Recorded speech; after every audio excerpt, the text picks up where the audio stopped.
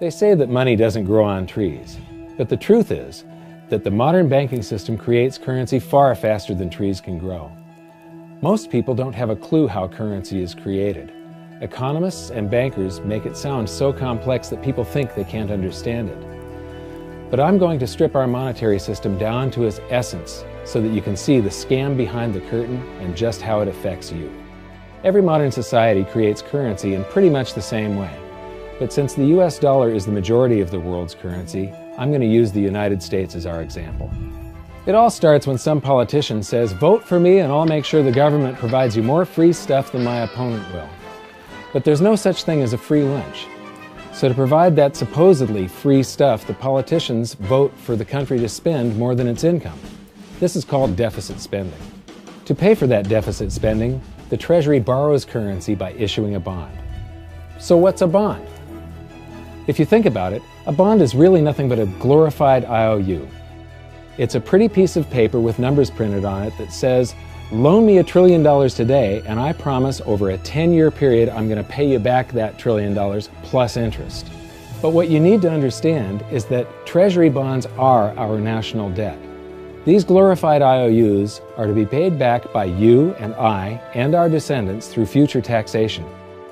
Therefore, when the government issues a bond, it steals prosperity out of the future so that it can spend it today.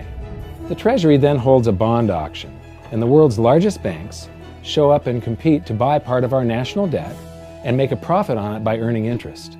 You'll notice that as we move through this process, the big banks are there, taking a cut every step of the way. This isn't by chance, as you'll see shortly. Then, through a shell game called open market operations, the banks get to sell some of those bonds to the Federal Reserve at a profit. To pay for the bonds, the Federal Reserve opens up its big old checkbook and writes bad, bogus, counterfeit checks that should bounce because they're drawn on an account that always has a zero balance. There isn't one penny in there. To quote from the Boston Federal Reserve, "When you or I write a check, there must be sufficient funds in our account to cover that check. But when the Federal Reserve writes a check, there is no bank deposit on which that check is drawn. When the Federal Reserve writes a check, it is creating money." The Fed then hands those checks to the banks, and at this point, currency springs into existence. The banks then take that currency and buy more bonds at the next Treasury auction. But what is a check? A check is also an IOU. When you write a check, you're making a note that says, "Here's my IOU for cash. All you have to do is go to the bank and pick it up." Now, it's very, very important that you understand this process because we're going to come back later and show you the devastating effect this has on you. The Treasury issues IOUs, bonds. The banks then buy those IOUs with currency. The Federal Reserve then writes IOUs, checks, and hands them to the banks in exchange for the Treasury's IOUs, the bonds. And currency is created. So what's really happening is the Federal Reserve and the Treasury are just swapping IOUs, using the banks as middlemen, and abracadabra, presto, currency magically springs into existence. This process repeats and repeats over and over again, enriching the banks and indebting the public by raising the national debt. The end result is that there's a buildup of bonds at the Federal Reserve and currency at the Treasury. This process is also where all paper currency comes from. The Federal Reserve and the government mistakenly call it base money because they didn't watch episode 1 of this series and they don't know the difference between money and currency. But I will correctly refer to it as base currency because it is not money. It is currency, and as we've learned, there is a big difference. Money has to be a store of value and maintain its purchasing power over long periods of time. We learned in episode 1 that earlier in our history, our paper currency was just a claim check. It was a representation for real money of intrinsic value, the gold and silver that was held on deposit at the Treasury. You could walk into any bank and slap your currency, like say a $20 bill, on the counter and redeem it for real money, a $20 gold piece. But now, this base currency that's piling up back here is really nothing but a receipt or a claim check on an IOU, that bond. So it's really nothing but a supply of numbers. The Treasury then deposits the newly created currency into the various branches of the government, and the politicians say, "Hey, thanks for that." And the government does some deficit spending on public works, social programs, and war. The government employees, contractors, and soldiers then deposit their pay in the banks. Now, this may come as a shock to you, but when you deposit your currency with the bank, you're not actually depositing it into an account to be safely held in trust for you. Instead, you're actually loaning the bank your currency, and within certain legal limits, they can do with it pretty much anything they please. This includes gambling in the stock market and loaning it out, at a profit, of course. Now this is where the machine of currency creation really gets cranking, because this is where something called fractional reserve lending comes into play. Fractional reserve lending is exactly what it says. The banks are allowed to reserve only a fraction of your deposit and loan the rest out.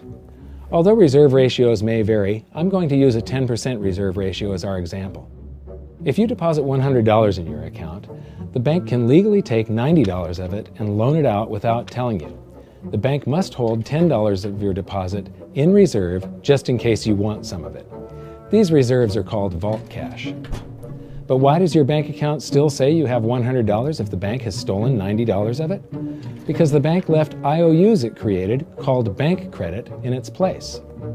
Now I know this sounds crazy, but here it is in black and white from the Fed.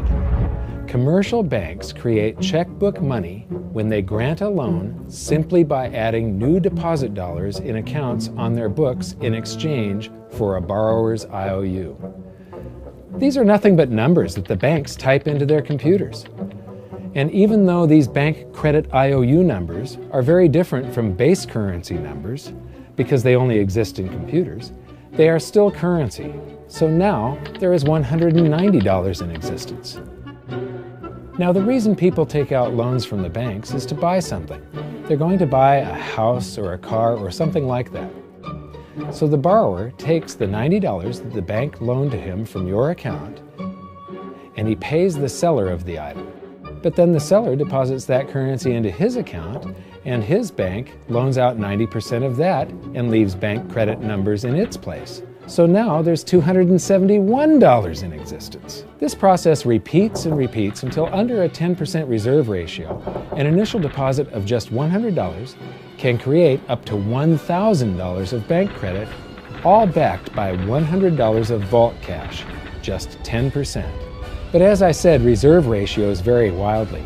On some deposits, it's 10%, on others, it's 3%, and on some forms of deposits, reserve requirements are 0. The result is that the expansion of the currency supply by the banks is far greater than even this example would lead you to believe. So once again, when currency is deposited in the banks get to lend it out, and then it gets redeposited and relent, redeposited and relent, redeposited and relent over and over again, creating bank credit all the way. This is where the vast majority of our currency supply comes from. In fact, 92 to 96% of all currency in existence is created not by the government, but here in the banking system. Now, massive amounts of currency spewing into society may at first sound like a fun idea. That is, until you remember one of the most important hidden secrets of money from episode 1, that the prices of everyday goods and services act as a sponge on an expanding currency supply. The more currency we have, the more prices rise. This is where inflation comes from. The true definition of inflation is an expansion of the currency supply. Rising prices are merely the symptom. So our entire currency supply is nothing but a couple of bucks whipped up in this hocus-pocus scam where the Treasury and the Federal Reserve swap glorified IOUs, and a bunch of numbers that the banks just type into their computers. That's it. That's our entire currency supply. It's nothing but a supply of numbers. Some of them printed, most of them typed, and there is nothing else. But if you thought that was crazy, get ready to enter the twilight zone of modern economics. We work for some of that currency supply. True wealth is your time, but we trade away moments of our lives, hour by hour, day by day, and year by year, for numbers that somebody printed on pieces of paper or just typed into a computer. Now those numbers represent our blood, sweat, tears, labor, ideas, and talent. We are what gives the currency its value. But here comes the really cruel joke. We work hard so that we can save some of that currency, so that we can pay the tax collector. In the United States, it's known as the IRS.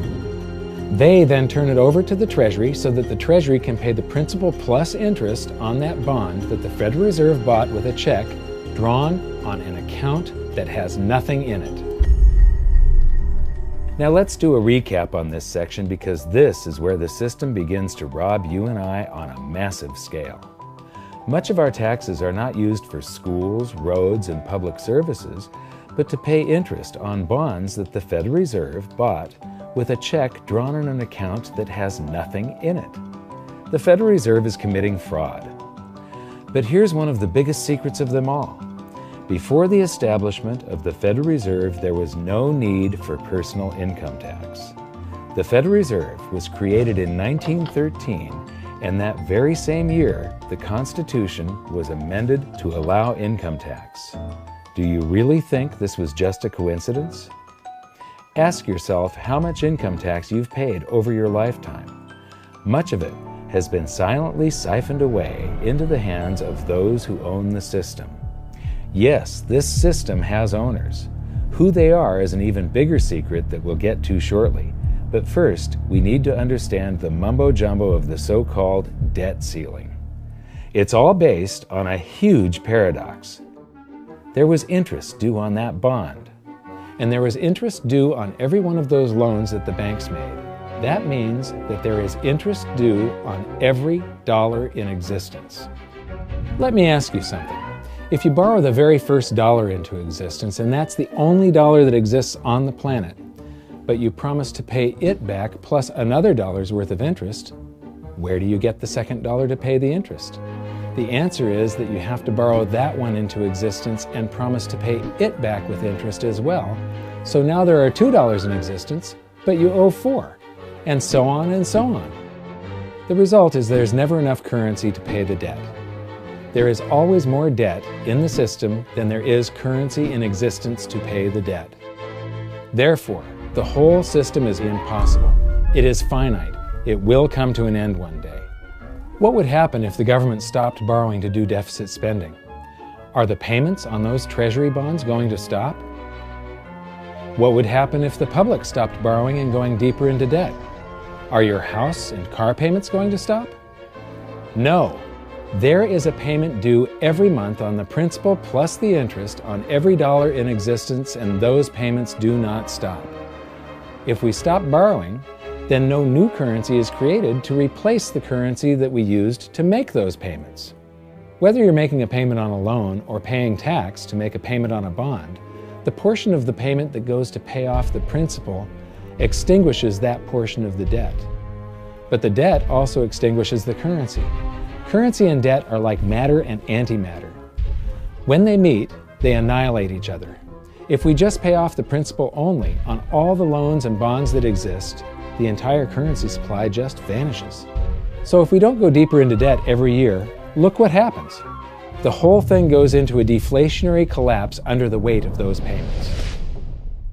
Politicians and pundits alike talk about balancing the budget, paying down the debt, and living within our means. They don't understand that that is deflationary. It is impossible to do under our current monetary system without collapsing the whole economy. This is why any talk of a debt ceiling is not only ridiculous, it's delusional. The system is designed to require ever-increasing levels of debt just to continue. And that's why politicians will always kick the can down the road and raise this so-called debt ceiling over and over again until the whole system finally collapses under its own weight.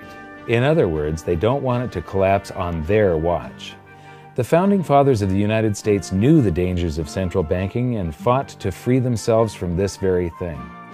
The Revolutionary War started out as a tax revolt, but now we must pay tax just to have a monetary system.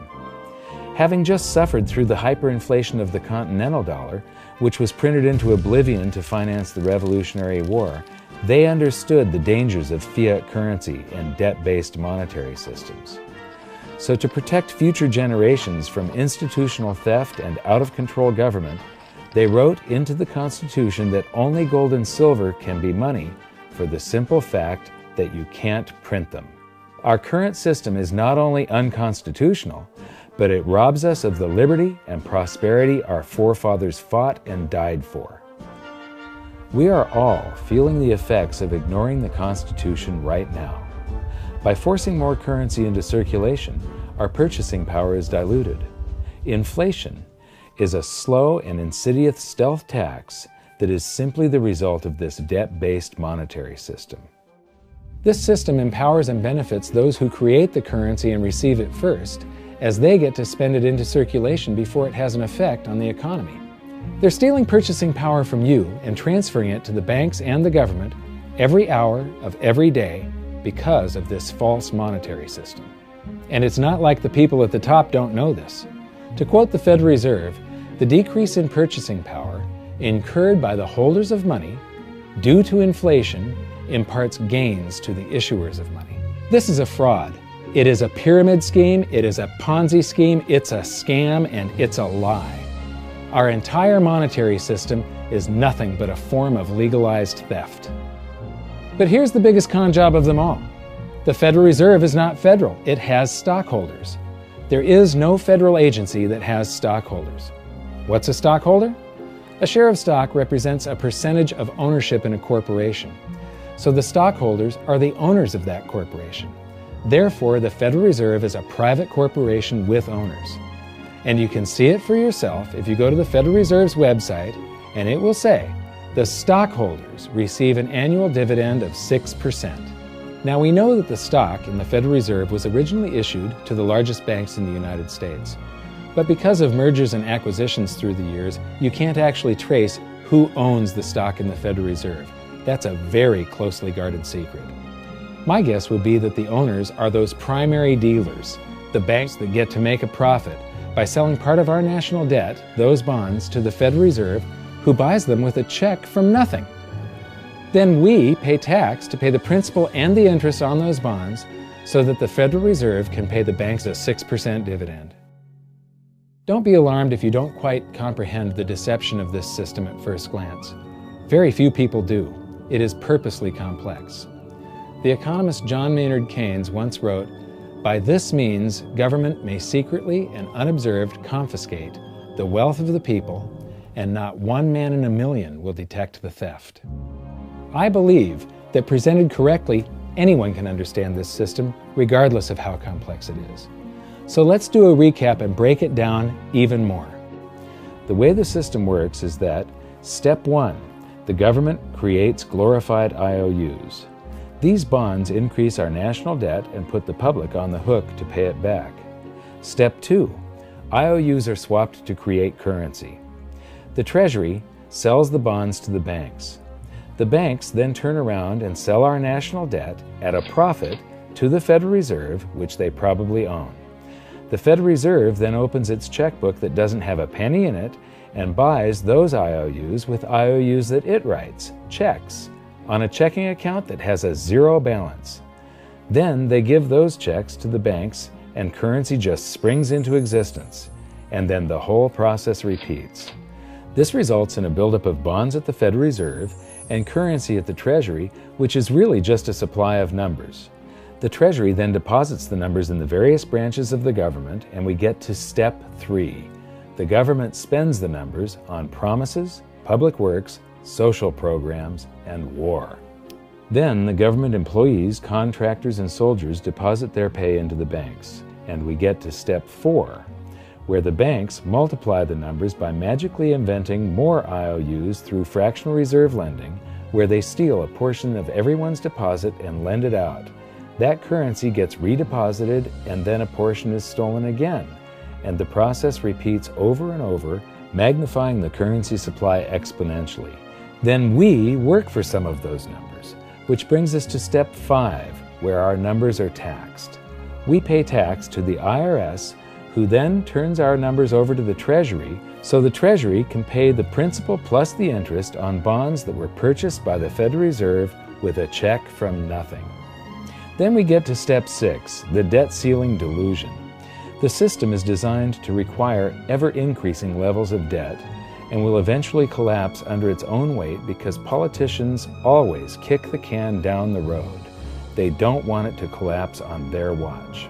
And finally, step 7, the secret owners take their cut. The world's largest banks own the Federal Reserve. Those banks make a profit selling our national debt to the Fed. They make a profit when the Fed pays them interest on the reserves held at the Fed, and the Fed pays them a 6% dividend on their ownership of the Fed. This system is fundamentally evil. It funnels wealth from the working population to the government and the banking sector. It is the cause of the artificial booms and busts of modern economies, and it causes great disparity of wealth between the rich and the working class. And it is only possible because we no longer use real money, we use currency. But worst of all, it is a form of enslavement. Bond is the root word of bondage. Whenever a government issues a bond, it is a promise to make us pay tax in the future. Nobody asked you if you wanted to pay tax today for the prosperity we all enjoyed in the last century. Nobody is asking our children if they want to work hard in the future to pay for the prosperity we're enjoying now. George Washington once wrote to James Madison, "No generation has the right to contract debts greater than can be paid off during the course of its own existence." By stealing prosperity from tomorrow so we can spend it today, we enslave ourselves and future generations. Now this all sounds pretty bad, but there is great hope, for you are the greatest threat to this false monetary system. This system relies on the public being ignorant of its workings. Please share this knowledge with everyone you know, because an informed public that fully understands the system can build a better future for generations to come.